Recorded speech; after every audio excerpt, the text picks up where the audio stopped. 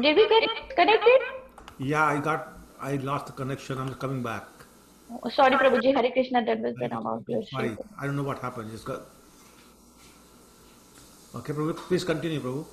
Yeah, we're on. Katwanga, Prabhu, please continue.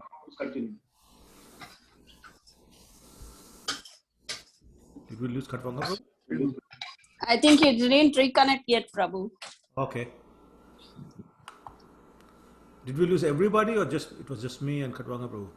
Everybody. Everyone. But I reconnected it now. Thank you, Prabhu.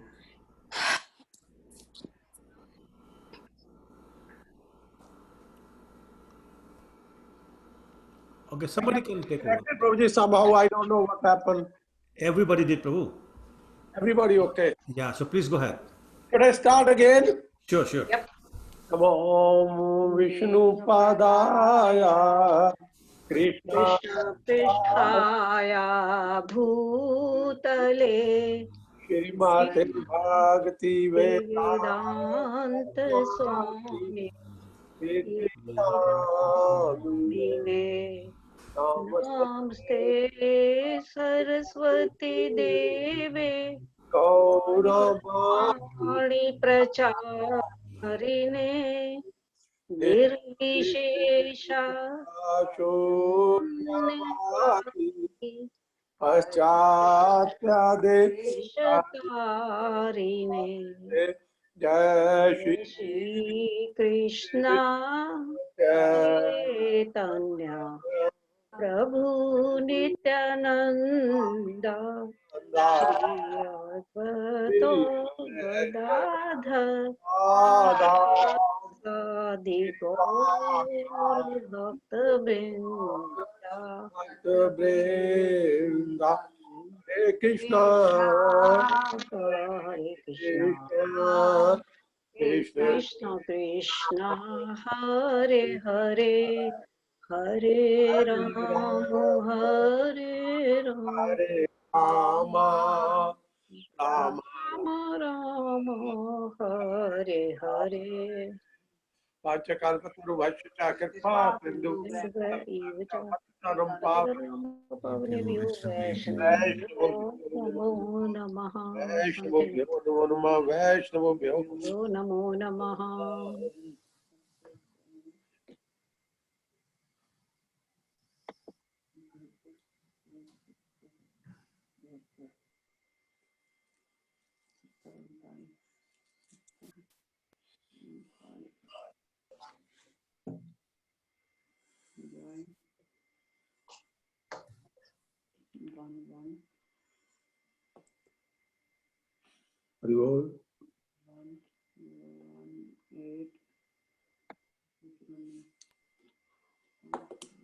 Is everybody able to hear? Prabhuji, you are on mute, Prabhu. Can't see Rupanuga Prabhu. Yeah. Sorry. Hare Krishna, Mother. So I was just going on blindly, not realizing I was on mute. So I was saying that today we are starting the 8th canto, the story of. Vamanutta. Sorry. Vamanutta. Vaman Dev. No, not even close. The Gajendra story. Gajendra first. Excuse me. Vaman comes later. Yeah, after that. Yeah. So, but before I start, are there any questions from last week's class? Prabhuji, I had one question. Last time you said that Prahlad Maharaj was not a demon. We know everyone. And Vimochan was his son, right? So what about the question was like, was the Vimochan a demon or a self-realized person? Yeah. So what will we say about Vimochan? Right. So we don't go by who your daddy is. We go by who you are. Okay. So Prahlad Maharaj's dad was a demon. Prahlad Maharaj was a pure devotee. Virochan turned out to be a demon. Virochan's son Bali started as demon but became a pure devotee. Oh, okay. Okay? Okay, I got it. Sure. Not by the dad. By your Not by that. That doesn't count. That is the thing. Okay, clear. Thank you, Prabhu. You're welcome. Anybody else? Okay, all right. Then I'll get started. And as Mataji said, that we are going to be discussing the story of Gajendra, and we'll explain who Gajendra is and who he was. We'll talk about all that. And today is going to be a slightly different class in the sense that the story itself is reasonably short, but I debated between whether I should continue with the next few chapters and or do what I'm going to do, which is talk about the lessons from the story, because there's so many wonderful lessons that I felt it's important that we discuss those lessons, learn from them, and try to apply them in our life. I hope that's okay. If not, please tell me. It's not It's okay, okay. Rupanuga, Yes, you're Prabhu. wrong. Perfect. Plan. Okay, good, thank you. Okay, so this chapter entitled The Elephant Gajendra's Crisis. Actually, it begins with a description of a very beautiful and a very high mountain called Trikut, which had peaks of iron, silver, gold, and other jewels. So you can imagine what kind of a mountain that must be. But do you know where it was? It was in the middle of the Milk Ocean. It was not on planet Earth. It was Milk Ocean, whose milky waves were constantly washing upon the base of this mountain. And therefore, rather than sand on the beach, we had beautiful emerald, rubies, diamonds, and all this kind of thing. Imagine a beach like that. That would be a crowded beach here if it was here. But anyway, so all sorts of trees and plants and flowers, fruits, they were growing in that area. Lots of beautiful animals, beautiful birds singing to create a very wonderful, seething, peaceful atmosphere. On the mountain itself, on top of the mountain, there were rivers and lakes and caves, beautiful lotus flowers in the lakes, many swans, and just imagine the scene, so beautiful and so peaceful. And one of the gardens in this place was actually a favorite picnic spot for the demigods. They would come with their apsaras and all those kind of things for their vacation and have a great time. And that's where a great elephant named Gajendra lived there. So actually, Gajendra is not really a name.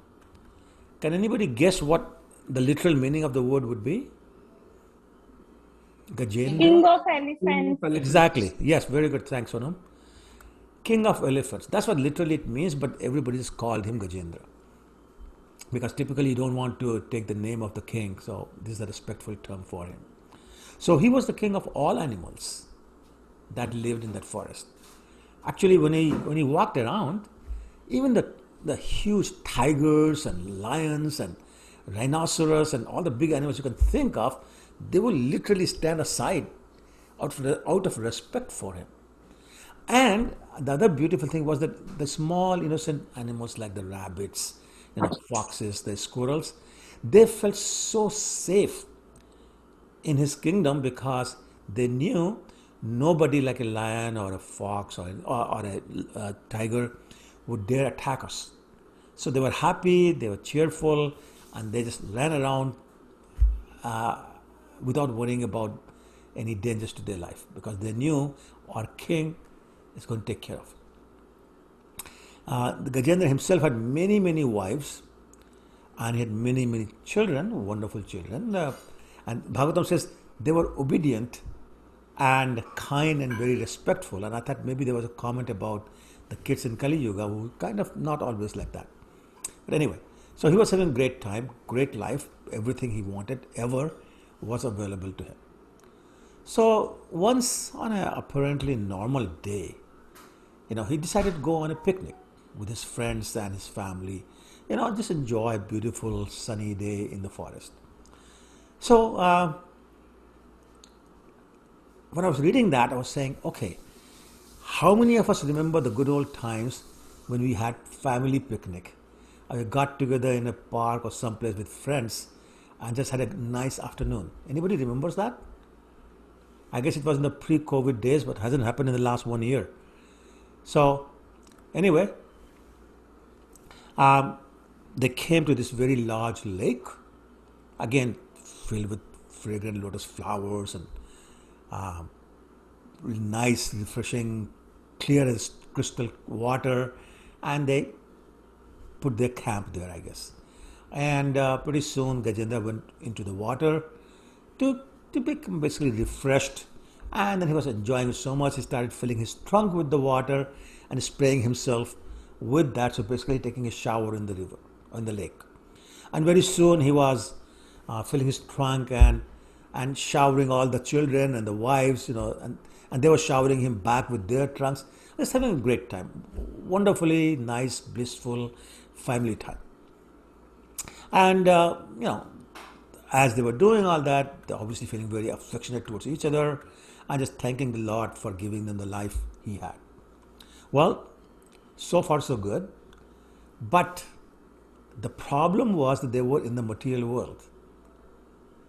And the problem with the material world is that a calamity can strike at any moment. We just don't know when. Padam padam jat vipadam natesha. So as Gajendra and his wife and soldiers and children were enjoying life, with each other, the least expected and what I would call most incomprehensible event took place. There was a crocodile in that lake who considered the lake as his territory, and he took offense at these elephants coming and what he considered invading his privacy. So in his anger, he grabbed the foot of Gajendra with his very powerful jaws. And I don't know how many of you have seen a crocodile, but it has very large, pointed, sharp, very strong teeth. It's not just outer skin that's so hard and strong, his teeth are as well. You can imagine the pain Gajendra would be in when a crocodile bites on him. And so he tried to save himself by pulling out, tried to jerk the crocodile off by shaking his foot. He tried to pull away from the lake by pulling the crocodile with it. He tried basically everything he could to release himself from the jaws of this crocodile. But the more he tried to release himself from the jaws of this crocodile, the more the crocodile tightened his grip, and a great fight ensued. Gajendra was used to being the most powerful entity around.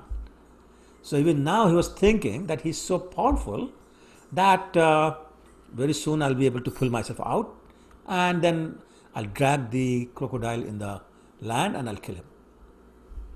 But another problem, the laws of nature work in a different way.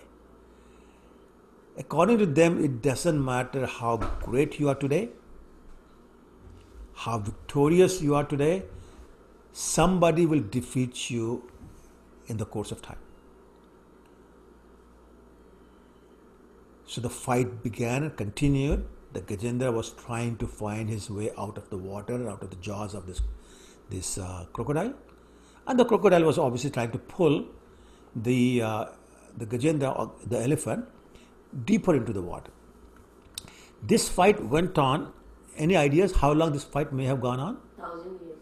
1,000 celestial years. So very long time. And there was another problem. The crocodile was in the water, which is his natural environment. So he was getting stronger and stronger, but Gajendra was not on land, which is his natural environment. So he was becoming weaker and weaker. And so he looked at all his friends and wives and children, and soldiers and generals for help. And he noticed that they're all crying. They're trying to help by grasping him from behind and pulling him, but they couldn't do anything. So they gave up. And now all they were doing was crying helplessly. So now try to put yourself in the shoes of Gajendra. You are in deep trouble. And you look around and nobody is able to help you. So I'll share you a very personal story. When I was a student at the university, here in Canada actually, we went on a picnic, a student picnic, and there was a river, and I went swimming in it. I'm not a very good swimmer, but I can manage. But there was a problem in this river that the bed of the river was uneven. So you put your foot in one place and it's only neck deep water. And you put your foot literally a foot or two away from where you were, and suddenly you go down, a few feet under. And so that's what happened to me. And I was so scared. I was trying to come up and shout for help. I could see my friends were standing no more than 10 feet away from me. And first they thought I was joking, so they were laughing at me. And here I was trying to save my life. So finally, somehow I managed to float on my back, and then I shouted help. They could hear, and they took a stick and pulled me over. My point I'm just trying to make is that when you see your life flash in front of your eyes, that's a very scary time. So Gajendra was going through that, and he was looking at all these relatives and soldiers and friends, and he was saying, what is the value of these relationships? No one can help me at the time of my need. So basically, I have spent my whole life attaching myself to all these, what I thought were my objects of affection. But when I need them, they can't help me. My so-called friends and relatives are basically what he described as fallible soldiers of the army of Maya. This whole relationship based on body is false. It's nothing but Maya. They give us an illusory promise of security. Oh, my brother is here, my wife is here, my friends are here, my children are here, my generals are here, so I'm secure. So that's a false sense of security they're giving me.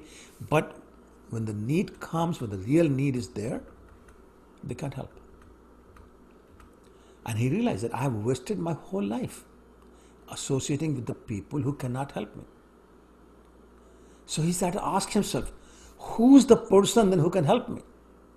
Who's that only person, the one and only person who can save me? And he said, oh, that person is Supreme Personality of Godhead, Lord Narayan. He is my only object of shelter in this entire world. Now I'm going to pause for a second and suggest to you that you might be thinking, I don't know if you are, but you might be thinking, oh, but this is just a story of an elephant. Different time, different place, it doesn't apply to us.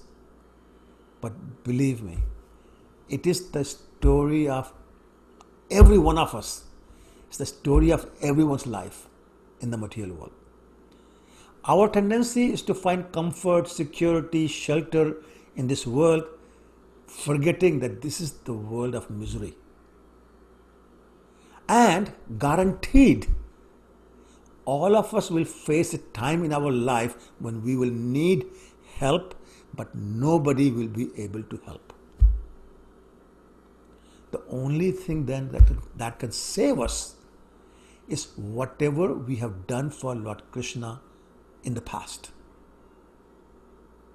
Realizing this, Gajendra fixed his mind on the Supreme Personality of Godhead.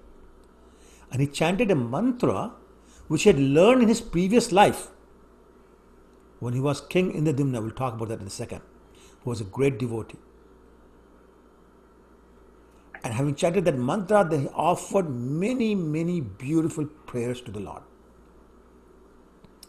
And he begged for protection by taking shelter at the lotus feet of the Lord. Now, I would like you to note that at this moment, Gajendra is not simply reciting mantras or offering prayers. He was doing that, he was praying, he was chanting with his life and with his soul. You talk about the feelings. Chanting with feelings, praying with feelings. That's what he was doing, was his life and soul. He was trying to, I didn't say it right. He was praying with his life and soul to protect himself. He was expressing to the Lord his helpless condition of life. And he was turning to the Lord and no one but the Lord.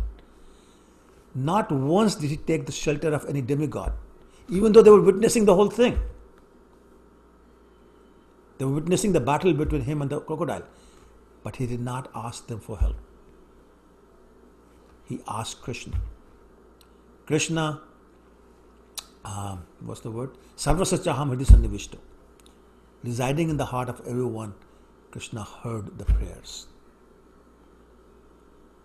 What did he do? Shukadeva Goswami says that because Gajendra addressed the supreme authority without actually even knowing, what does an elephant know? Without even knowing who the Lord is.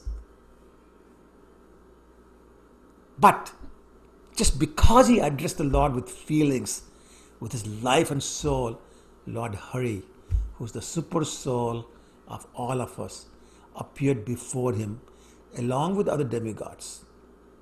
He appeared there on the back of Garuda, his carrier, with great speed. And when Gajendra saw the Lord coming his way with great speed, he immediately plucked a lotus flower from the lake with his trunk, and with great difficulty due to his painful condition, he offered the flower, said, "O my Lord Narayan, O Master of the universe, O Supreme Personality of Godhead, I offer my respectful obeisances unto you."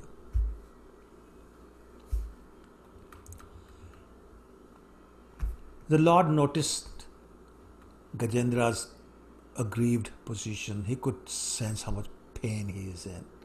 So he immediately got down from the back of Garuda and literally pulled the king of the elephant, Gajendra, by grabbing him on his back, and he pulled him out into the land along with the crocodile, who still had not given up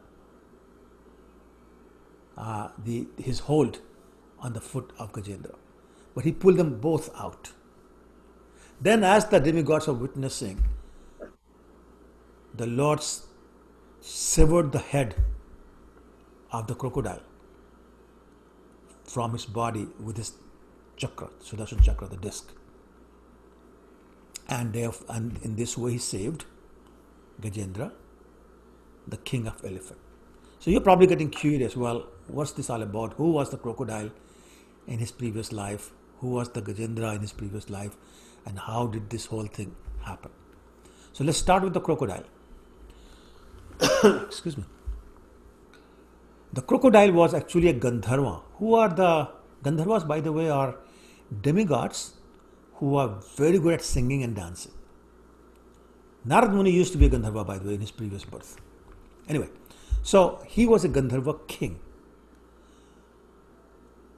in his previous life, that is, and his name was Huhu.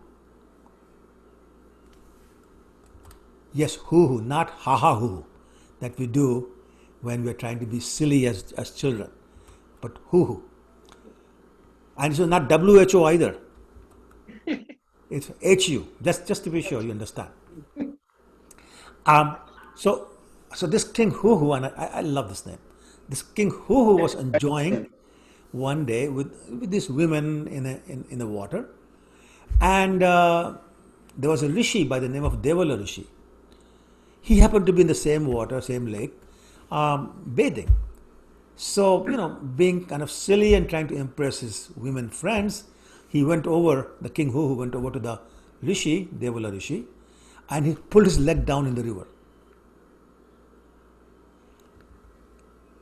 I mean, you can imagine, sages are very serious people, and you play like stupid games like that, pulling them down. He got very angry. And in his anger, he immediately cursed this Gandharva king, Huhu, to become a crocodile, because that's what crocodiles do. Well, one of the best ways to become sober very quickly is to get cursed from a sage. So immediately, King Huhu came to his senses. He folded his hands. He said, "I'm very, very sorry. I apologize. That was really stupid of me to do, and please forgive me." He started to beg pardon from the sage. So, I mean, sages get angry sometimes very quickly. They also become they're also very merciful, and they become happy also, pleased also very quickly. So, Devala Rishi said, "That's fine. I also, out of my compassion, I give you benediction that you would be freed from the crocodile body when the king of elephants is delivered by the Supreme Personality of Godhead. You will also be at the same time released from the body of the crocodile." So, next birth he got the body of crocodile. He moved to this lake, and Gajendra happened to be there, and you know the story how the fight ensued. So when the Lord severed his head from his body, the crocodile, which now King Hu, assumed a very beautiful form. His original form was a Gandharva. He offered his obeisances, obviously respectful obeisances to the Lord, and he chanted some beautiful prayers in praise of the Lord, and then he circumambulated the Lord and returned to Gandharva Loka, having been freed by the Lord from all his past sinful reactions. So that's the story of the crocodile Huhu. Now, because Gajendra had actually been touched by the hands of the Lord, I mean, with his hands he pulled him out. He was also immediately freed from all material bondage, all ignorance, and on top of that, he received Sayuj Mukti. Would anybody like to explain to me what Sayuj Mukti is? Anybody on Zoom line? I'm sorry, I said it wrong. I meant Sarupya Mukti. My apologies. Yes. So, actually, both my sister and my wife have answered the same question, which is when you get the same form, same bodily features as the Lord. So now suddenly he was standing there with four-handed form and carrying the Shankha Chakra Gadan Padma, which is the mace, the club, the lotus flower, and the disc with a crown on the head. Same features, look exactly like the same. So actually you cannot tell the Vishnu Dutas from Vishnu except for one difference. So pop quiz, what is the difference? Kostubamani. No. No? Okay. No. Srivatsha. Shivatsa, yes, correct. So this is Shivatsa Rekha, is a line of white hair on the chest of the Lord. That is the representation of Mother Lakshmi. So only he has that. Okay, so we explained what happened to Gajendra, who crocodile was. Natural question should be, okay, fine, then tell us about Gajendra. Who was he? Well, I did mention it a little bit earlier that he was a very powerful Vaishnava king by the name of Indradyumna in his previous life. Well, Indradyumna retired from family life, in due time, and he went to Malay Hills to live the life of an ascetic and to perform devotional service to the Lord. Once upon a time, he decided to take a vow of silence. So, observing that vow of silence, and fully absorbed in the ecstasy of the love of God, if you want to say that. He was sitting there meditating. Just so happened that another rishi or muni by the name of Agastya, he happened to come to the hermitage where Indradyumna was living. Well, Indradyumna being absorbed in the ecstasy that he was feeling and having taken a vow of silence, he didn't do anything when the Muni entered the hermitage. And Muni saw that the king has remained silent and has not followed the etiquette of offering the sage some kind of reception, some sweet words, a seat, or anything like that. He didn't do anything. He sat there with his eyes closed. So now it was Agastya Rishi's turn to get angry. He did. And he said, I'm sorry? He also cursed. He also cursed. Yes, absolutely. That's what they do. Yep. So he said, "O king, you're so dumb. You're so dumb that you do not even show proper respect to a sadhu. Then what is the use of your human form? You should take the form of a dumb elephant. So I curse you to become an elephant." Mataji guessed it right. So he got cursed also. And having cursed him, the Muni left. Now, here's the reaction of King Indradyumna. He could have done something about this. He could have gotten angry in return. But being a devotee, he just simply accepted the curse as something welcome. Why? Because he considered it the desire of the Supreme Personality of Godhead. Just because that he said, this is the desire of the Lord, who am I to argue? And therefore, although in his next life he got the body of the elephant, because of his previous because of his devotional service as a king, which is the previous life, now we're talking about Gajendra as a present, he remembered as Gajendra how to worship and offer prayers to the Lord. So that's basically the end of the story, Gajendra's story, as narrated in Shrimad Bhagavatam chapters 2, 3 and 4. As I was saying before, I debated with myself whether to do other chapters or just get into the lessons, and I felt that it's probably better, and I'm glad that earlier you approved of my decision, so I feel relieved. But before I go into the lessons, are there any questions from the story itself? And then I'll get into the lessons. There's a lot of lessons. Oh, I have a question. Yes, Aditi Mataji. Prabhu, Agastya Rishi was his Guruji or no? He was just a sage. Just a sage. Okay, yeah. Anyone else? No? Okay, all right. So then let's go on. So let's talk Guruji, about... Oh, I'm sorry. No, go ahead, please. Go ahead. okay.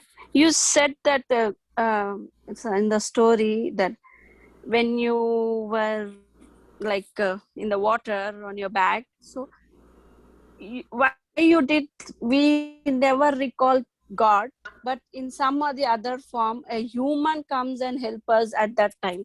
So how do you relate this, Prabhuji? You said that these are all born this and that. So can you just, Prabhuji, please?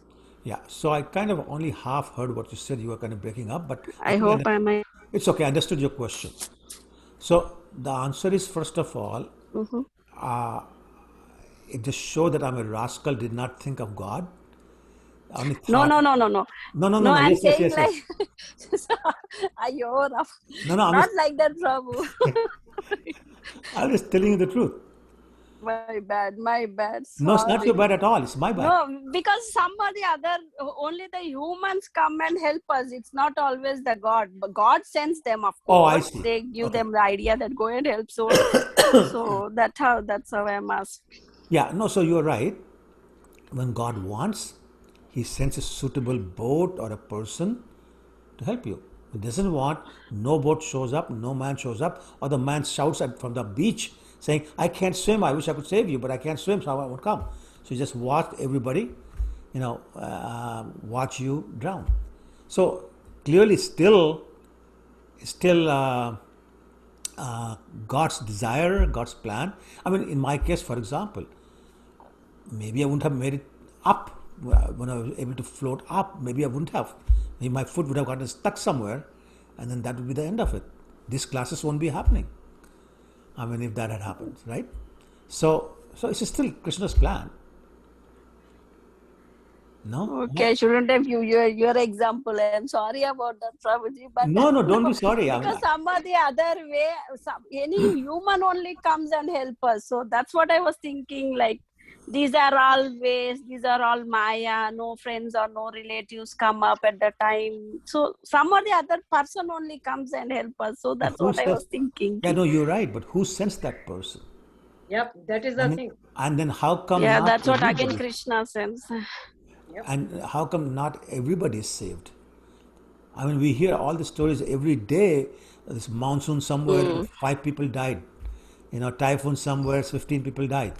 How come nobody's saving them? Right?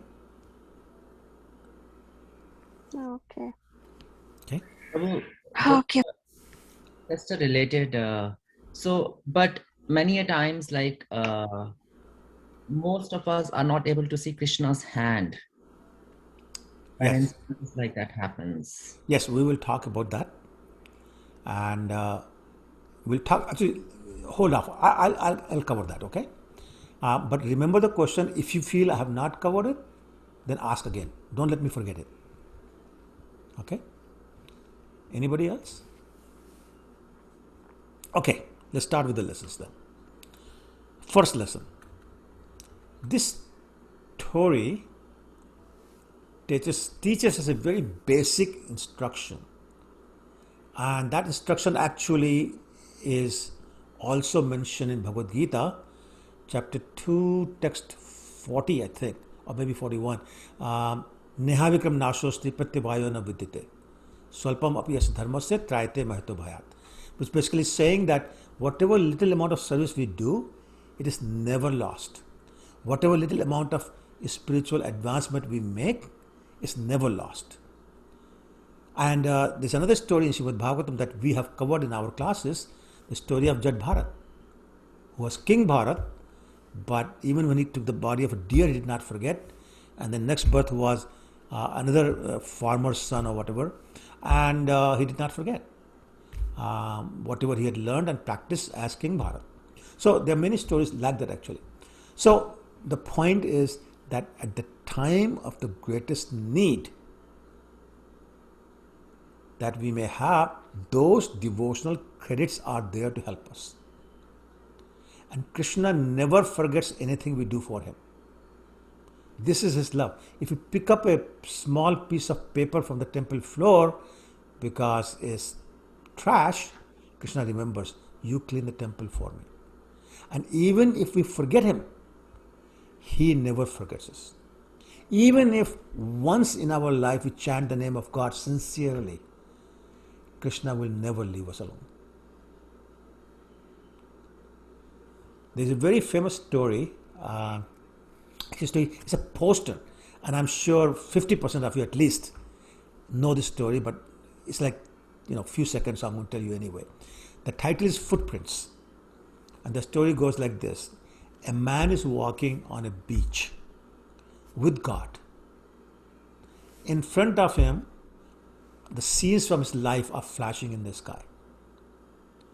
Then he notices that there are footprints where they're walking. And he notices something what depresses him. And he turns to God and he says, my dear Lord, you promised that if I walk with you, you'll walk with me, you'll never leave me alone. But I've noticed there's points in my life where I only see one set of footprints. And I also realize that those were the points when I was in greatest trouble. So my dear Lord, I would like you to tell me, why did you leave me in my time of greatest need, despite your promises? And the Lord turned to him, smiled, and he said, "No, my child, those were the times when I picked you up in my lap and I walked alone carrying you on my lap." Very good. Good. And that is the point. That is the point. Krishna never forgets. He's always there for you if you do even the littlest of the things for him.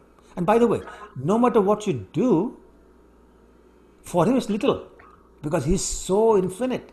He's so vibhu. He's so all-pervading. He's so universal. Whatever we insignificant entities can do for him. But he doesn't look at it like this. He says, whatever little you do for me is big for me. I will not forget. Okay, lesson number 2. Although Agastya Muni cursed the king Indradyumna to become an elephant, the curse actually turned out to be a benediction. And you may say, wait a minute, Rupanuga, what are you talking about? How is going from a king to an elephant's body a benediction?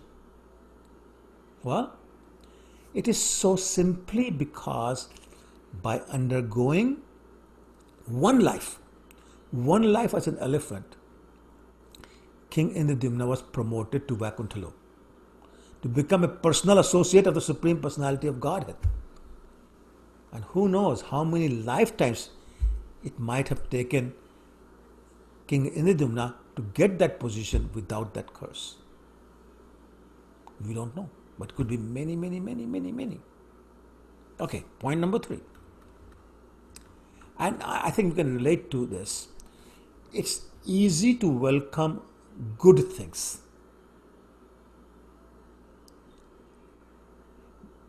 Anybody can do that. But a real devotee welcomes with a gracious heart even the most difficult thing that may come upon him. Why is that? Because he sees everything as the desire and blessings of Krishna. He sees the loving hand of Krishna as the cause of all causes and welcomes any distress with great amount of love. This is the gift from Krishna. I welcome this. Therefore, for him, there's no anxiety, there's no fear. Every situation in our life is a perfect opportunity to become Krishna conscious. And think about this. The more horrible the things are from a material perspective, the greater is our opportunity to turn to Krishna. The easier it is to turn to Krishna. And a devotee is also convinced, and I mean convinced, that whatever suffering he is going through is a result of his past misdeeds. However, the Supreme Personality of Godhead, Lord Krishna, has arranged for him, for the devotee, to get only a very small percentage of what he really deserves. My mother used to have a saying. She said, "You were supposed to be pierced by a spear and you just got a pinch from a needle." That's what Krishna does for us, for a devotee. And a devotee who has this vision, you can imagine, is always very peaceful and he just continues his devotional activities. Just simply depending upon his Lord for everything. And Krishna takes care of him and promotes him to the spiritual world, whether it's Goloka or Vaikuntha. There's a wonderful verse chanted by Lord Brahma in Brahma Vimohan Leela, Shrimad Bhagavatam Canto 10, chapter 14, text 8. It goes something like this. Tatte anukampam susamikshmano bhunjan evatmakatam vipakam hedavag vapubhi vidham namaste jivet yo mukti pada sa daya bhak. Basically saying that when somebody understands that whatever bad things are happening to him are a result of his past karma, and he continues with his heart, his speech and his body to offer his obeisances and offer his prayers to the Lord, he becomes entitled to the property of the Lord just like a son inherits his father's property. That's what I was saying, that a person like that gets promoted to Vaikuntha or Golokudham by the Lord. And we have many examples. We have many examples in our history of great devotees being put in difficulty, but they never lost their faith. And for that faith, they were always rewarded by Lord Krishna. And we can take a few examples. Take the example of the Pandavas. What didn't happen to them? As a 5-year-old, Bhima was poisoned. They were sent to a house of lacs, or lalak, if you understand what that is. It's a very flammable material. The whole house was made of that. One match, poof, is gone in seconds. And that was the intent, to burn them to death. They were cheated in the gambling game by Duryodhana. And they lost everything. They lost their palace. They lost their property. They even lost their wife. And they were forced to live in the forest for 14 years. But in the end, Krishna was there to help them. Sure, he put these devotees through some very rough times. But he simply wanted to show to the rest of the world that his devotees never lose faith. And they continue to depend upon him in all circumstances. You can take the example of Prahlad. What did he not go through? So much torture, so much persecution by his own father. But he never once lost his faith.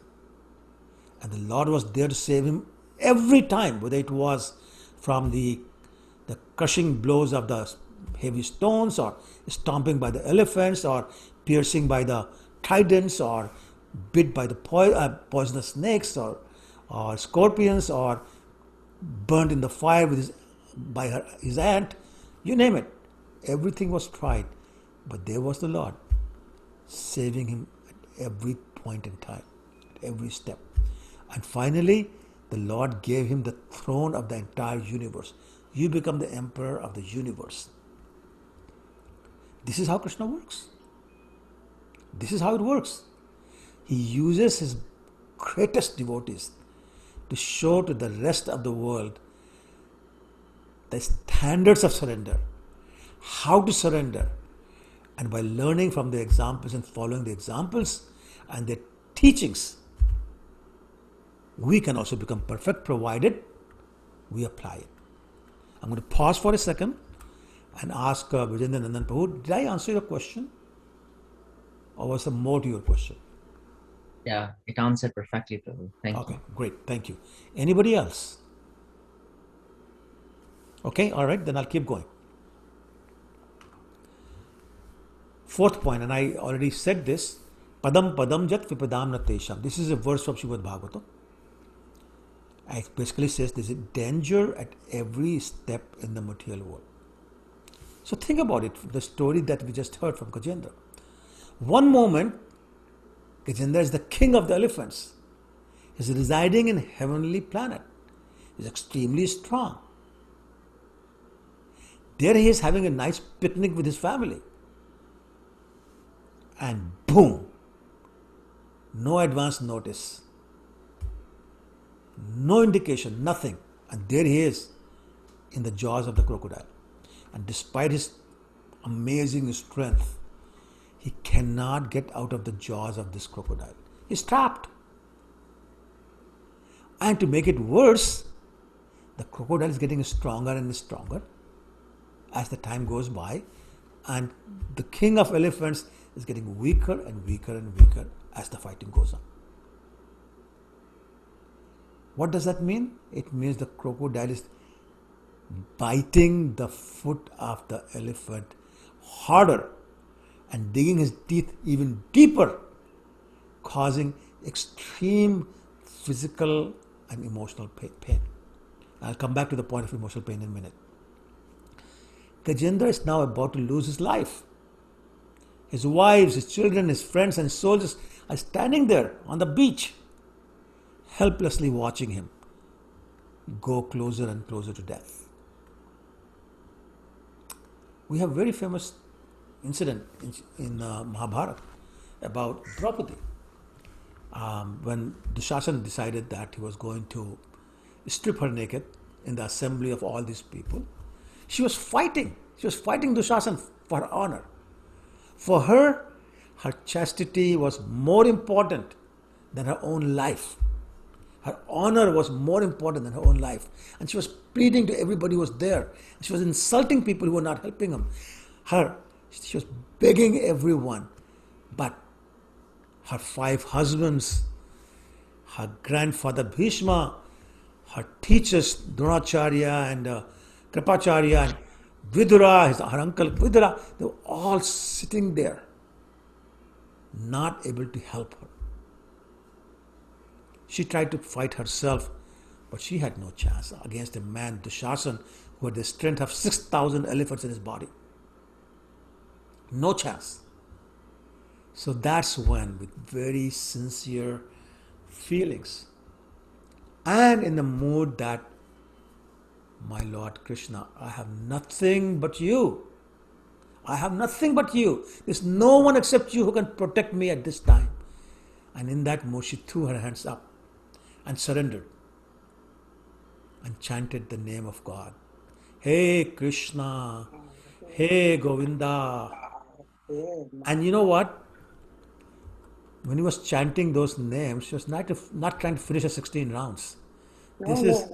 This All is the names of Krishna. This is coming from the heart, begging for help, but knowing that he will help. There was not once for a moment a doubt in her mind that Krishna will help. And he did. Well, Gajendra is in the same boat. Dushasan was pulling Draupadi's sari. The crocodile is pulling Gajendra's leg back in the water. What's the difference? In both cases, Gajendra and Draupadi are fighting for their life. In both cases, I should say, their most dear well-wishers are just watching helplessly. There's nothing they can do. They are both in immortal pain, emotionally, and certainly in the case of Gajendra, very much physically. Of course, Gajendra cannot throw up his arms like Draupadi did, but his equivalent of the arms was his trunk. So he threw up his trunk, the flower on his hand. And he cried. He just cried for Krishna's help. And he did these beautiful prayers that are in the Shrimad Bhagavatam. There was no ritualistic arti or bhoga or, chanting of the mantras or, nothing like that. Just beautiful prayers. Just beautiful prayers. Not one of those routine prayers and rituals that we do in the morning just because we're supposed to. They were the sincerest, most heartfelt prayers one can do. And that is what got the Lord's attention.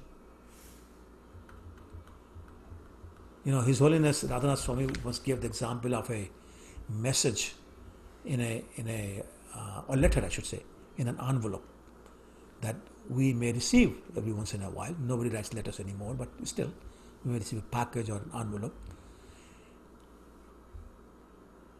And we receive the envelope, we tear it open and throw the envelope away because we're not interested in the envelope.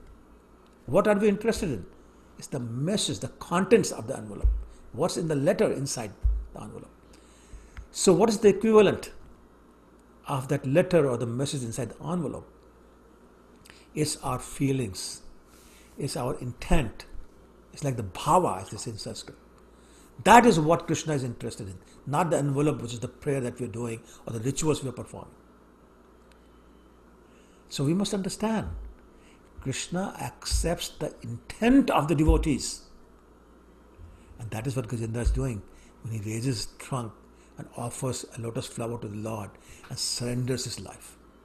He's crying out to Krishna in the most helpless and desperate state, admitting that, Krishna, I have no other shelter. And Krishna responds, because he can't help it. Krishna responds. Krishna is there for him. Even though in the elephant's body, Gajendra forgot Krishna. But Krishna never forgot the devotional service he rendered to him as king Indradyumna in his previous life. And now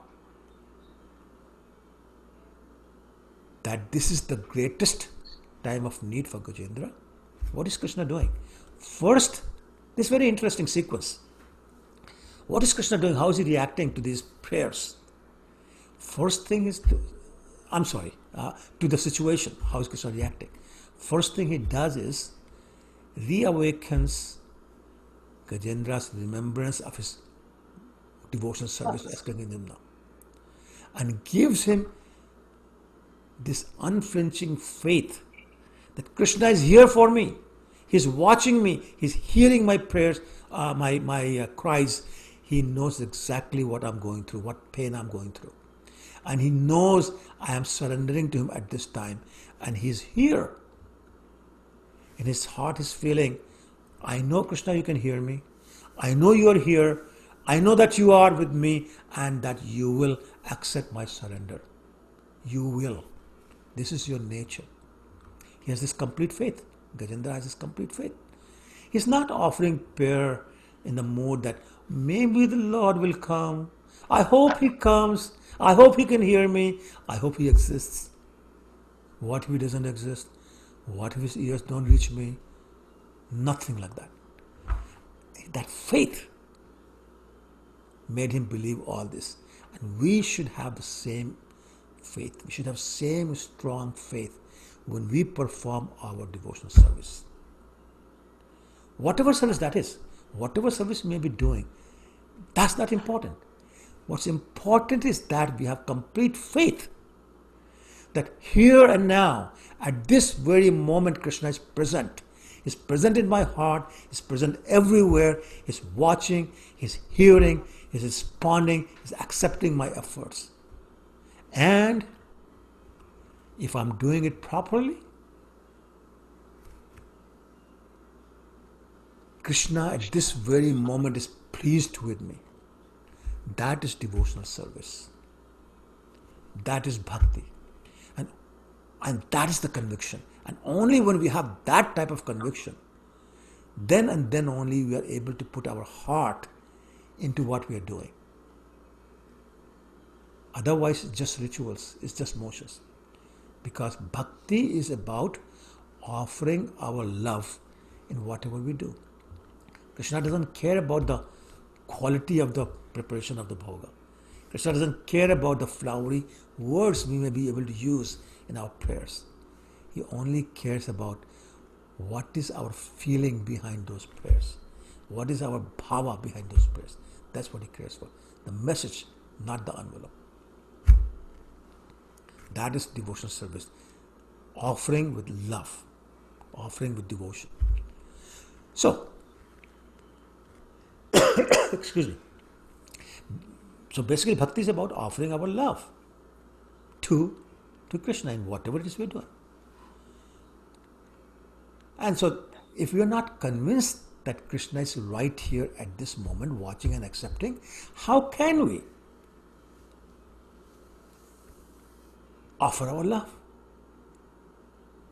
So that conviction has to be there for us to be able to offer that love. And this faith therefore is very critical. Because without that, it's hard to make progress towards having any kind of bhava or rati, or which is attachment.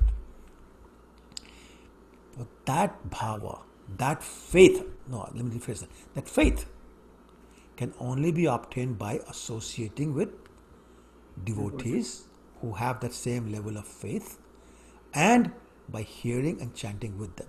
So, ado shraddha, tato sadhusang, at bhajana kriya. That's what the sequence we are going in here. And it's important to have that faith because at the time of the greatest need, we're going to have to call out for Krishna with that faith that he can hear us. No, not he can. That he is hearing us. That he is with us. Otherwise, what kind of calling would that be? it will be like an envelope with nothing inside, or a message that nobody can read, a doctor's handwriting. You have to be a pharmacist to read that, and none of us is pharmacists. Anyway, there's another thing. We should remember that even when everything in our life is going well, materially speaking, even that time we are in the jaws of the crocodile. That crocodile is Maya, the external illusory potency of Lord Krishna. And Maya, just like the crocodile, sometimes it squeezes one way and sometimes it releases a little bit. And we say, relief. The famous Chinese torture. You dunk somebody's head in the water, and after a while you take it out, and the person goes, I can breathe so good, and it's dunked again. So that's the little amount of relief Maya gives us sometimes. But we're still in the jaws of Maya. We're still under the control of Maya. And in happiness or distress, honor or dishonor, success or failure, pleasure or pain, health or disease, we're still in the jaws of the crocodile Maya. Whether we win or lose on the worldly platform, all that is happening inside the jaws of the crocodile.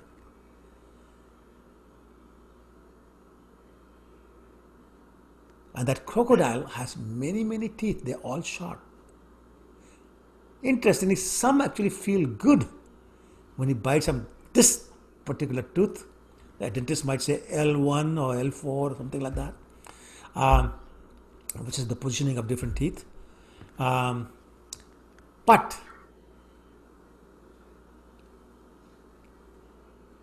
even when it's not feeling so bad or feeling good, if we start thinking that, oh, I have become successful, I've been released, from the jaws of Maya, because look at all the honor I'm getting. And suddenly the other tooth bites and everything is taken away. Everything is taken away. All the honor, all the power, all the influence, all the money, opulence, whatever, it's all taken away. Just by the bite of another tooth. And that is the way Maya deals with us when we are in the material world. And it keeps us under the illusion that things will get better.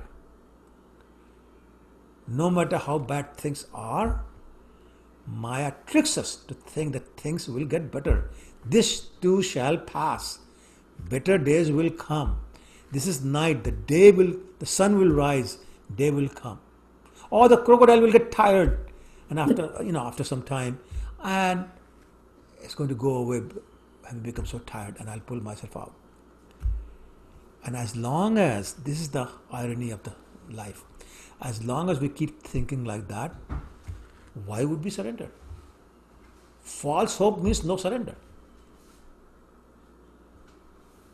Unfortunately, the reality is that as soon as we come into the material world, the crocodile of illusion, the Maya, grabs us in its jaws and never lets go.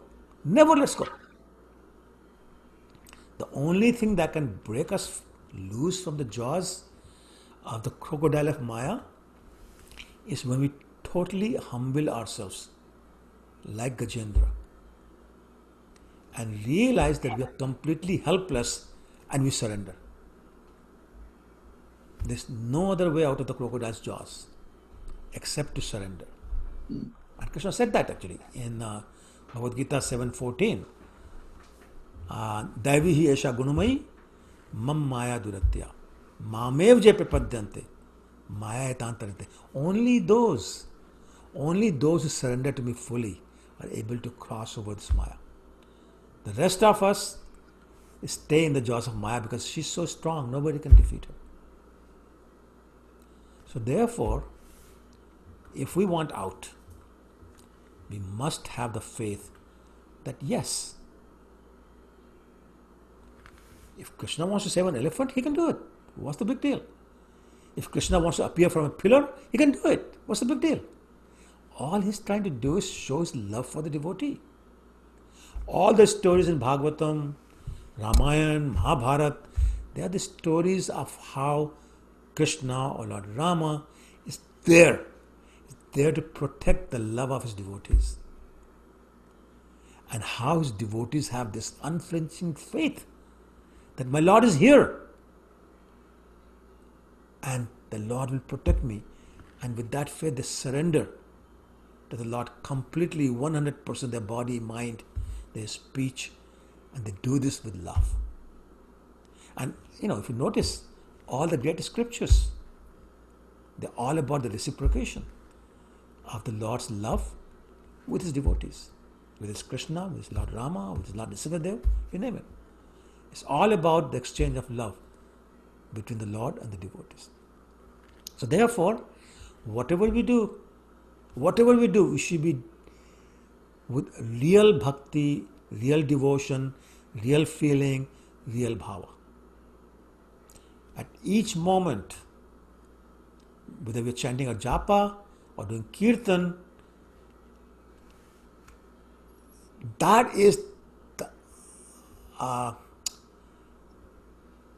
ultimate opportunity to connect with the ultimate Supreme Krishna, to attract Krishna to shower his infinite mercy upon us. And he will do that according to how sincerely we chant the holy name. Jayatha Mam Prapadyante applies even here. And Srila Prabhupada said, if we just one time, if we just one time chant the holy name with that feeling of complete surrender, our life becomes perfect. That means that this one time, just one time any day during japa, if we can just chant one time like Gajendra did, in that spirit of full faith and full surrender and full humility, we are guaranteed a one-way ticket to Goloka Vrindavan. Guaranteed. Just once. Just once if you can say it, Krishna, with feelings, with full faith, our ticket is guaranteed. Gajendra is not demanding. His attitude is, my Lord, I'm yours. There's a very famous bhajan by Bhakti Vinod Thakur. He says, Maro bhi rakho bhi jo ichha tohar, nitya das prati tuya adhikar. Which means, my dear Lord, if you want to protect me, nothing can harm me. If you want to destroy me, nothing can save me. My dear Lord, I am yours. You can do anything you want. You can protect me. You can kill me. I'm yours. Do what you like because I'm your servant eternally. Which is basically what Lord Chaitanya said in his Shikshastrakam, verse 8. How does it go? Ashli Shiva Padratam Pinastumam Adarsunen Mamahatam Karotuva Yatha Tathava Vididhatu Lampato Mama Prananathastu Saev Napara. Lord Chaitanya is saying, my dear Lord Krishna, you can make me broken-hearted by not being present before me. You can trample on me or you can embrace me. You have every right to do whatever you want to do. You have every right to deal with me in any way you like. Why? Because I have no other shelter. I have no one else. It's just you, nobody else. Do whatever you want. Just be mine. That is the spirit of surrender. Krishna, I'm yours. I'm suffering. The crocodile of Maya is killing me. And there's nothing I can do. But my Lord, you are here. You are here and you can hear me. You can do anything at any time. I mean, let's face it.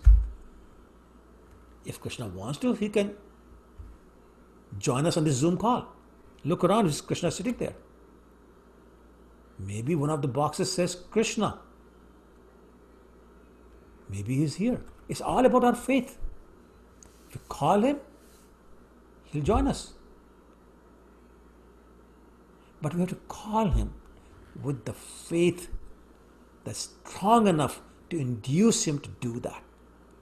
He's everywhere, but he's just waiting for us to manifest himself. And that's the spirit in which we should chant the holy name. Can we chant once, please? Hare Krishna, Hare Krishna, Krishna Krishna, Hare Krishna, Hare, Hare Hare, Hare Hare Ram, Ram, Hare Hare Ram, Ram, Ram Ram Ram, Ram, Hare Hare Hare. Hare. Thank you so much. So yeah, that's the point. We need to have that feeling, that faith when we chant. But sometimes as devotees, we start to wonder: is Maya ever going to let us? To leave us? Is she ever going to let up whatever she's doing? Is she ever going to leave me alone? What do you think the answer is? Anybody? What's the answer to that No, question? No, zero she will. chance. Never. Never. No, never. Until we surrender like Gajendra did, like Draupadi did. So the advancement, a lot of people talk about this. To become a senior devotee, the advancement in Krishna consciousness is not about how many verses we have memorized. It's not about how many years we've been in ISKCON. It's not even about how many times we have gone around Govardhan Hill, how many parikramas we have done, or how many rounds we have chanted or chant every day. All these parikramas, these rounds that we're chanting, they're all meant to bring us to the point of total surrender. But until that total surrender happens, Maya is not going to give up. She's going to be there. And that's Krishna's mercy also, because Krishna will not settle for less than complete surrender. And he'll keep his Maya upon us, giving us all these problems, biting with her teeth on our foot until we surrender. And we got to remember, this Krishna's way of doing this. We are always in that crocodile, or I should say, in the jaws of that crocodile Maya. And to be honest with you, even when it's Brahma's night, when everything in the lower planets is annihilated, there's nothing but darkness, nothing actually exists.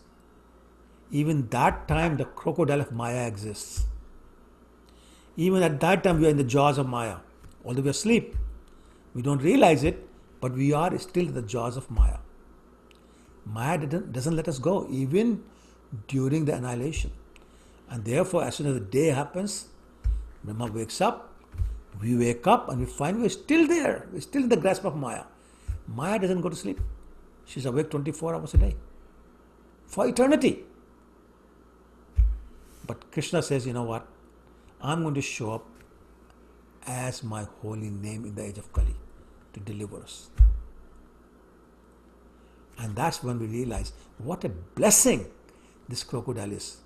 Because without that crocodile of Maya, we may be eternally separated from God, because we'll be so happy and complacent with all the opulence and education and fame and influence that we have.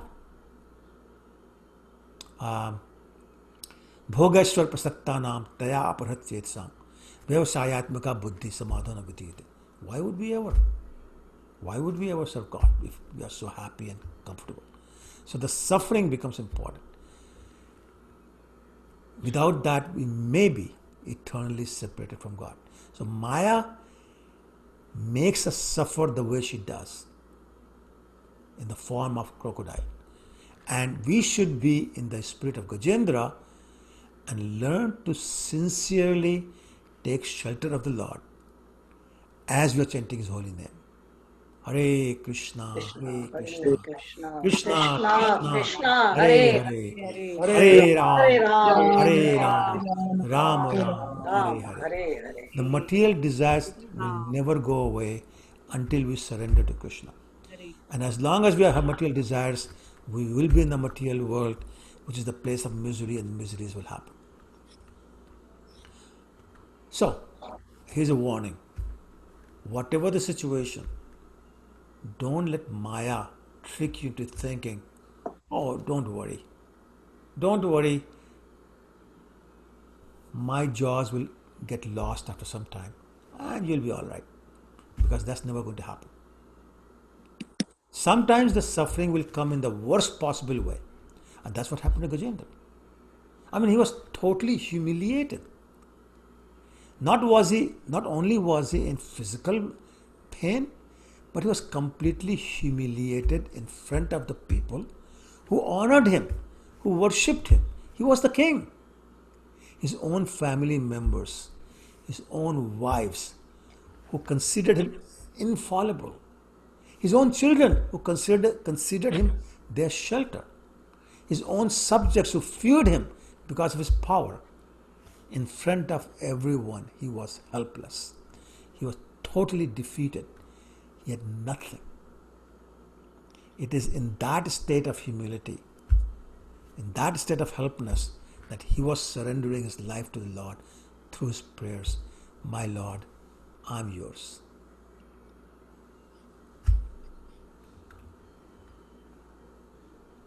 And whether we know this or not, whether we believe this or not, in every situation, even in the most extreme condition, Krishna is always there. He's there to help us. He never lets his devotee down. Kaunte pratijani name bhakta punashyati. Even when we get obstacles, he says, mat chitta sarv durgani, mat prasadat tirashyati. He said, whatever obstacles you have, I will remove them. Don't worry. Krishna is in 529 Bhagavad Gita, he says, Sruhradam Sarvabhutanam. I am everybody's best friend. Whatever is happening, Krishna is right there with everybody as Paramatma within our heart, just waiting to give us a completely blissful wife. He's waiting for us no matter what we do, no matter what we have done, no matter what we may do. Krishna does not leave us. Who could be a better friend than that? Even if we betray him, we blaspheme him, we reject him, birth after birth after birth, he's still with us as Paramatma. How many material friends or relatives can we think of who will stay with us if we rejected them, we blasphemed them, we betrayed them, we didn't care for them? They'll go away very quickly. But Krishna's love is unconditional. He never leaves us. He's always waiting. He's waiting to give us a chance. We just have to give a chance to give us a chance. And he will deliver us. If we just simply turn to him and say, Krishna, I am yours. That's all that it takes. And in the age of Kali, Krishna made it even simpler and easier. He descended as his own holy name. Golokera Premdhana, Harinam Sankirtan. Kali Kale Namrupe Krishna Avatar. So he's descended as his holy name. The same Lord Krishna that delivered Gajendra has descended in the form of his holy name. And simply by chanting that holy name, we could be liberated from the jaws of the crocodile of Maya. And the holy name will take us back home, back to Godhead. That should be our faith. That should be our conviction. And that is our good fortune if we can have that conviction and if we can have that understanding. So actually, we should think of all the extremely bad situations that the God may put us in as his best gift, as his greatest gift, when we are left with no other alternative but to surrender to him, completely surrender to him. Krishna's greatest benediction is when we realize that all our alternatives except Krishna are futile, hopeless, and they cannot save us. And Krishna says that the first installment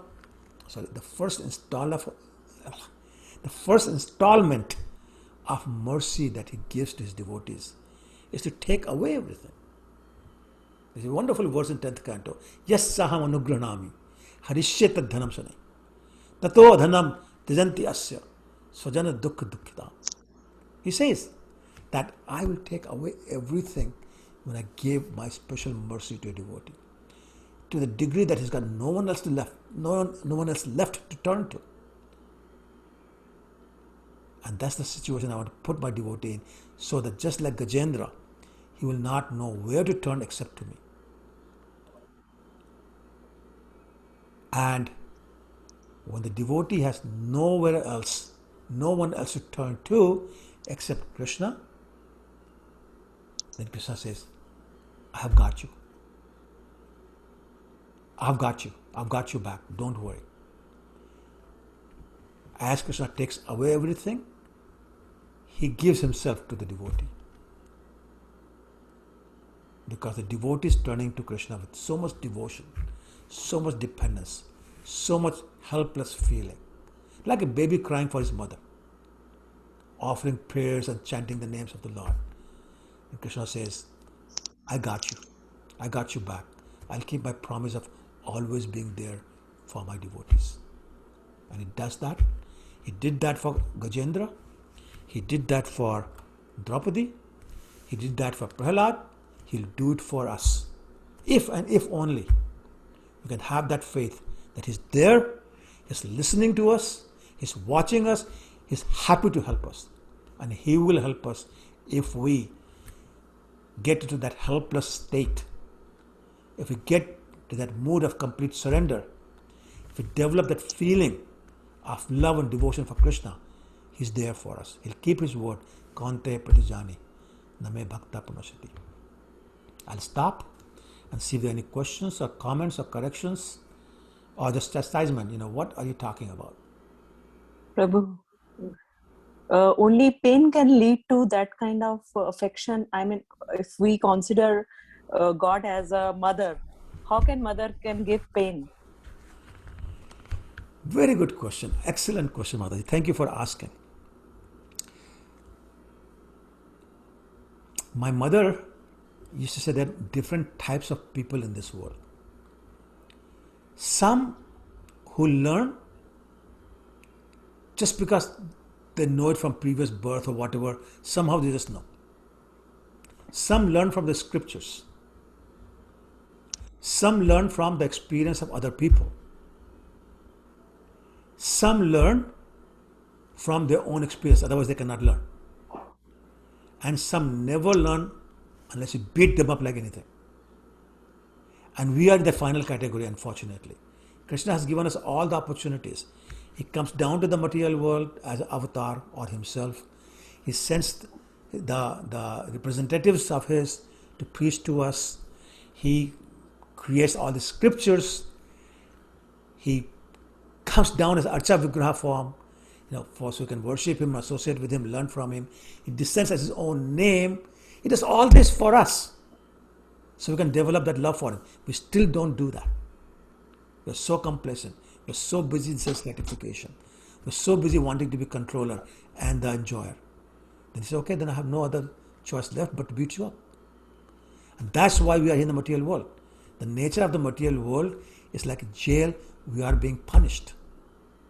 And he says, the problem is with little bit of punishment, now you say, oh, this too shall pass. Oh, what's the big deal? Ye to hota rehta hai. These things happen. So I have to really do it for you. So this is the last resort. He doesn't have to do it, but we make him do it. He's saying, somehow or the other, I want you back. So if this is the way, then I'll do that. But if you don't resort to that, then I won't do this to you.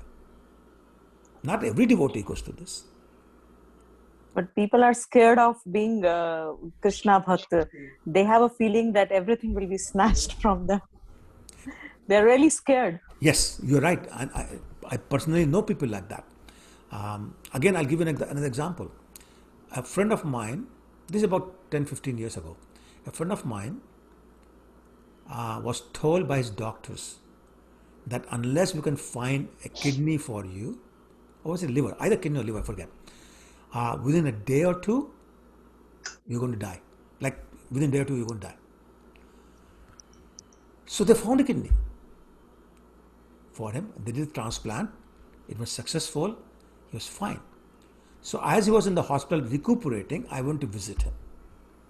And I thought I'll take a Bhagavad Gita with me and I'll give it to him so he can read in the hospital. Because there's not much else to do there. So I went there, we sat down, we had a conversation. And I showed him the Gita. I said, hey, listen, why don't you start reading this?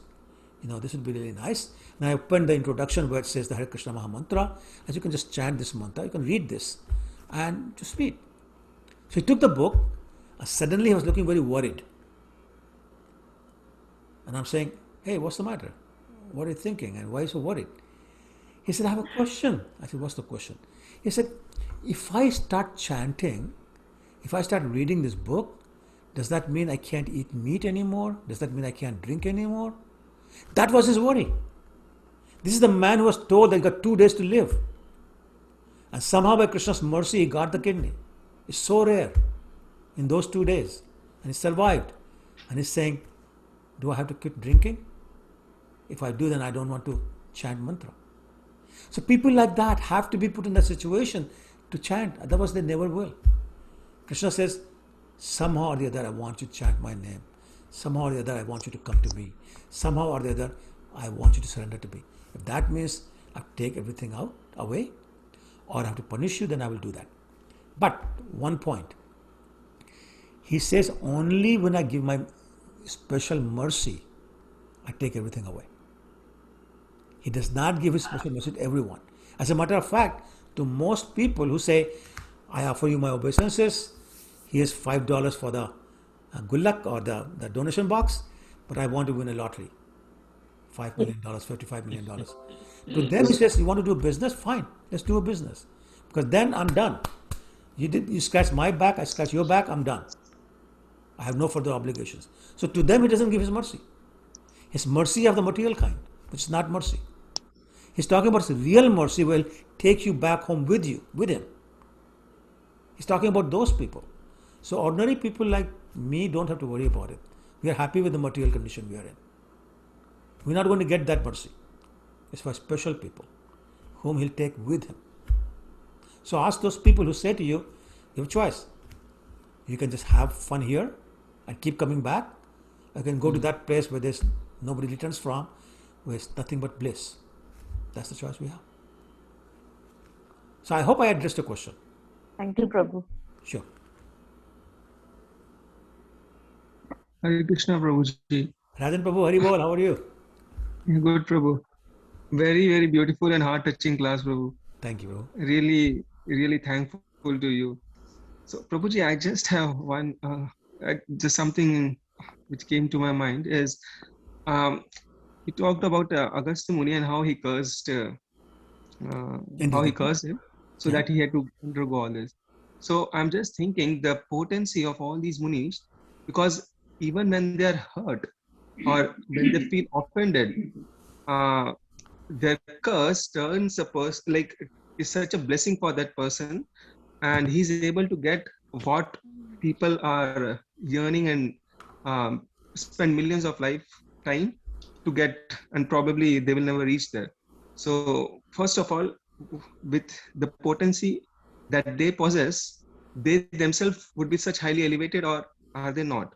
And second question is, if they really want to give mercy, is there a direct way to give it, or this is the, like most of the stories that I hear, most of them, it's like this: they curse, and then in the next birth, I mean, of course, there's a considerable time period, and then they get to Krishna.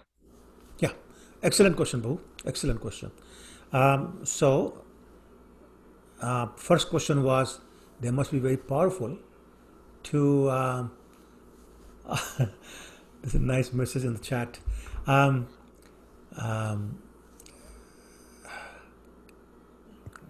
Just trying to recollect my thoughts. Yes. So sometimes it took 10,000 years of austerity, 50,000 years of austerity to have the power to curse. And when they curse somebody, they lost all the power that they accumulated through these thousands of years of austerity from that one curse. So actually for the sages, that was a big personal sacrifice to curse somebody. So we read that they did it in anger, but it was never really in anger, it was compassion. And that's why it always turned to a benediction of how they'll be delivered. So these sages sometimes look like they were angry, but they were not. They were really trying to show compassion. However, the reason it was in that sequence of curse and benediction is that if they simply went and to King Indradyumna, King Huhu, who's having a great time, or Nalkuvar and Manigriv, who were having a great time, and Narad Muni showed up. If as they were passing by, they simply said, you will be delivered by Krishna. Will they care? Will any of us hear that story? Will any of us benefit from that story? The curse is what gets the attention. And then you hear about the benediction. So the curse is really made for the purposes of getting your attention. Similarly, Krishna also puts us in difficulty to get our attention. So let me explain in a different way.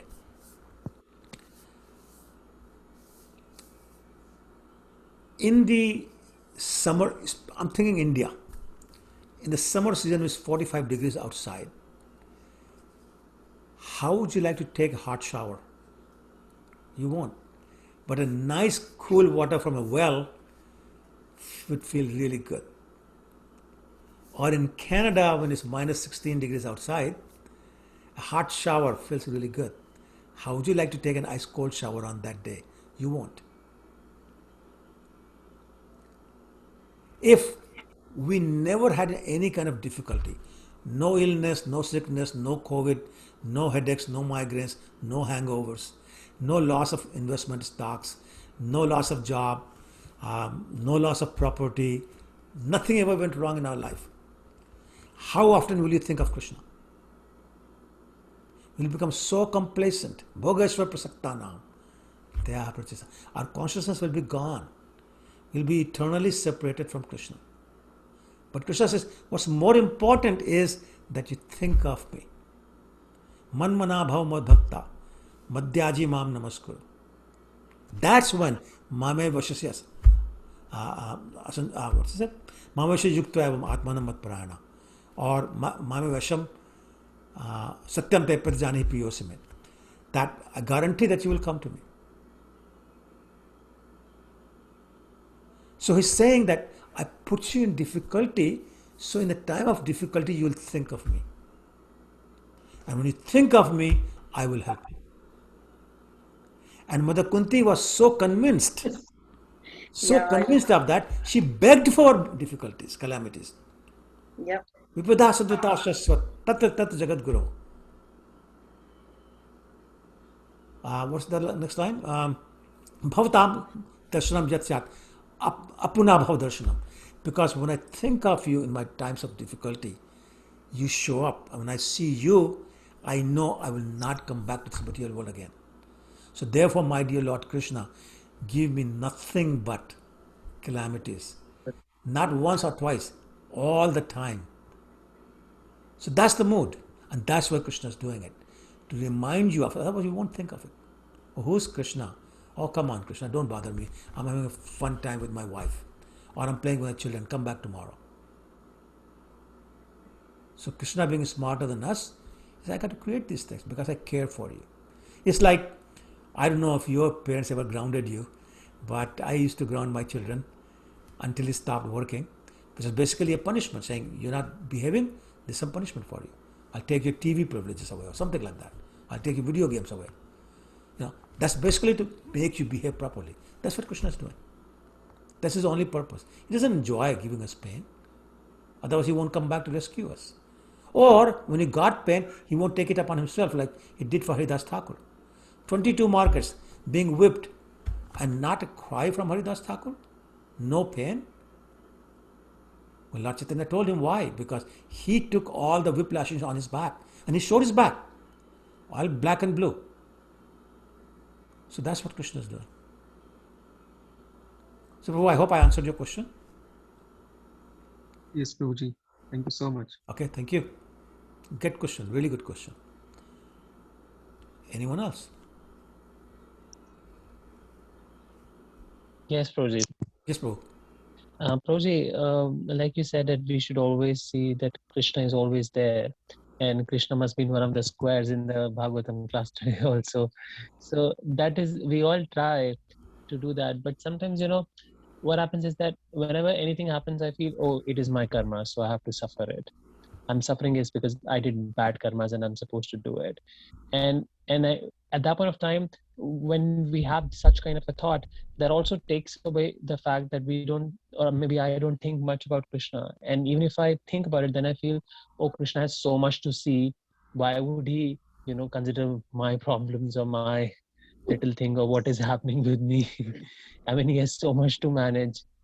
And who am I? I'm so insignificant.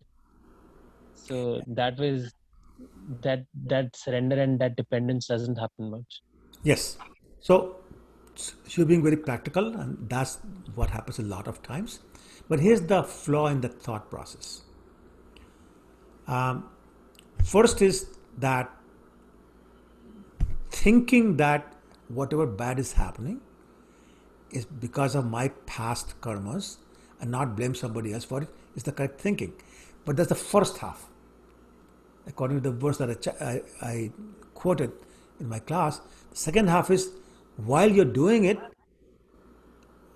by heart, by mind, and by our body, we continue to serve Krishna. We offer our services and our prayers to Krishna. So that second part we cannot forget. Now, the flaw in your point was that when we say Krishna is too busy to look at me, I'm so insignificant, you're saying, Krishna, you're limited. Because you have only time for the big things. You're so busy you won't have time for the small person like me. That's limiting him. Krishna is not limited in any way. He can take care of smallest of the smallest and take care of the largest of the largest. He's not limited, so don't limit him. It's all up to him. It's his desire. If he wants, he can help you in any situation. The worst of the situation, like Gajendra's situation, like Draupadi's situation, like Prahlada's situation. But if he doesn't, nothing can save you. And that's why we as devotees see Krishna's hand in everything. Good things happen, thank you, my dear Lord Krishna. Bad thing happened, my dear Lord Krishna, this was your mercy. This could have been 100 times worse. But you made it so insignificant that even I can tolerate it. Thank you so much. When you have that attitude, Krishna says, gets a smile on his face. He says, now you understand. Now you have my attention. So chant with feelings, I'm there coming. I'm coming to take you. I'll come personally to take you. So just extend that just a little bit more. And you're there. He is the most merciful. He wants us with him. He doesn't like it that we're all suffering here. He doesn't like it at all. Like a father. He doesn't like to see his son or daughter suffer. But sometimes they give up. The son says, screw you, I don't want to hear you. I don't want to listen to you, and just run away. Well, when you run away, father can't help you. Or, no matter what father says, you don't want to quit drinking. So, then this goes longer. So maybe one day you will understand. So he gives us another chance. We screwed up again. He gives us another chance. We screw up again. He gives us another chance. He keeps giving us chances after chances after chances. But he won't force us to love him. He won't force us to go with him to Golok Vrindavan. He'll wait until we are ready. Until we are ready to surrender. Until we are ready to serve. Until we have the feelings that we want to express. That's what he's waiting for. Okay, make sense? Yes, thank you, Prabhuji. Sure, welcome. Nice question. I get great questions in this class. I love that. And we get great answers for that, Prabhu. Answers, yeah. Thank you. Oh my God.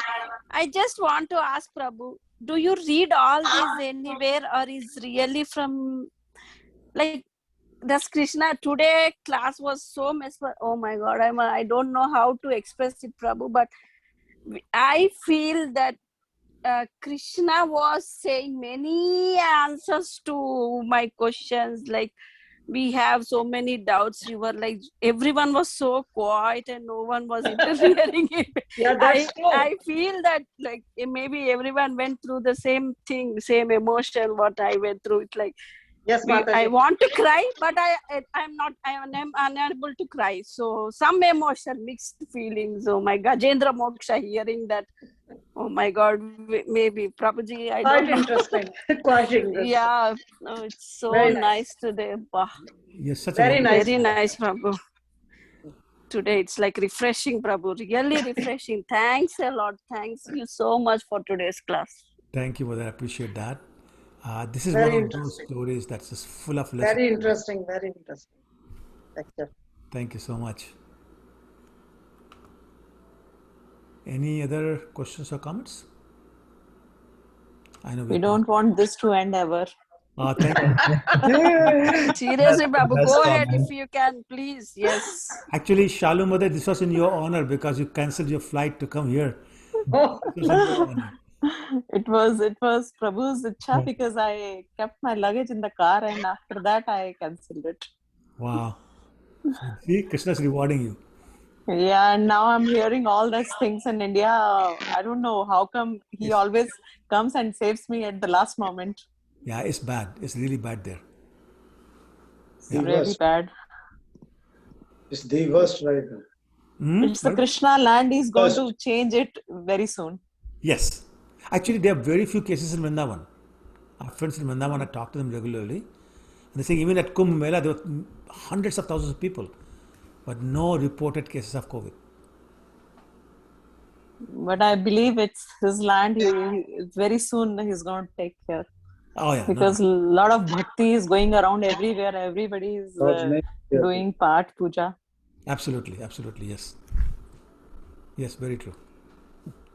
Okay. Anything else? Anybody? Any more questions? Okay, then I'd like to thank you very much for your Thank you very much. and your affection. Thank you. Regular. Very interesting. Thank you, Prabhuji, so much. thank you so much. Thank you. Thanks a lot, Prabhuji. Hare Krishna. Very nice. Very nice. You made us cry. Oh, that's because of your devotion. Hare Krishna, Adishanka.